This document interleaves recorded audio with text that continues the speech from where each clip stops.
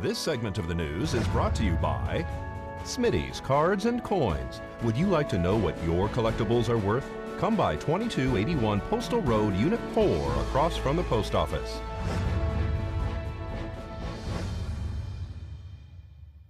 In this week's court report, an employee at the Pahrump UPS store recently arrested after being accused of embezzlement, burglary, petty larceny, and parole violations is scheduled in court this Thursday.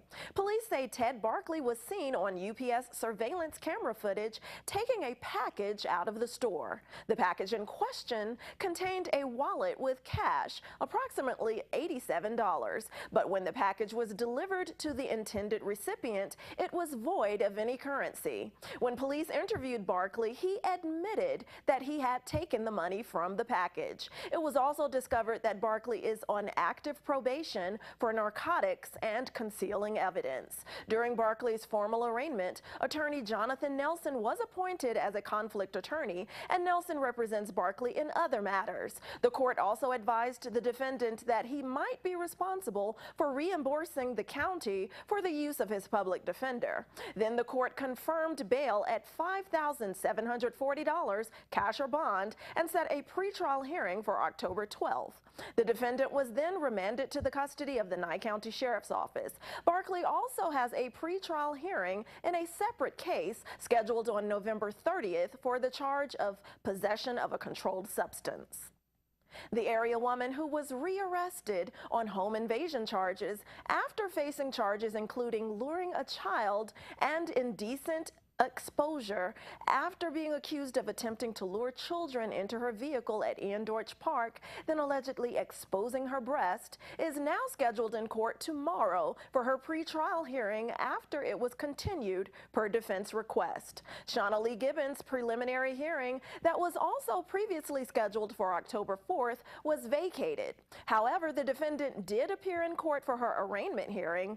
That proceeding actually had her advised by her attorney of her rights and the charges against her, the consequences of a first, second, and third DUI conviction, and the ways that she could plea. The court appointed attorney David Reichert to represent Gibbons in other matters and appointed him to represent her in this case. Attorney Reichert waived formal reading of the complaint. Attorney Reichert also advised that the state had extended a modified offer in the defendant's other cases, which did not include the defendant's new case. Attorney Reichert motioned to reset all of the defendant's cases for another pretrial.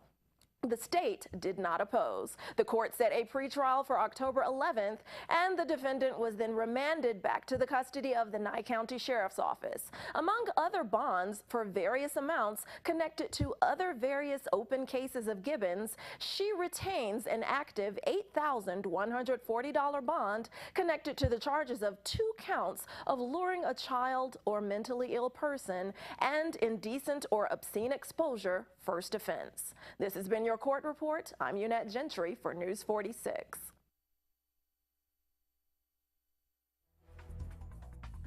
Topping our news, China's economy is in focus. Economists have been predicting a slowdown for this year. But recently, the World Bank lifted its forecast for China's GDP growth to rise close to 7%.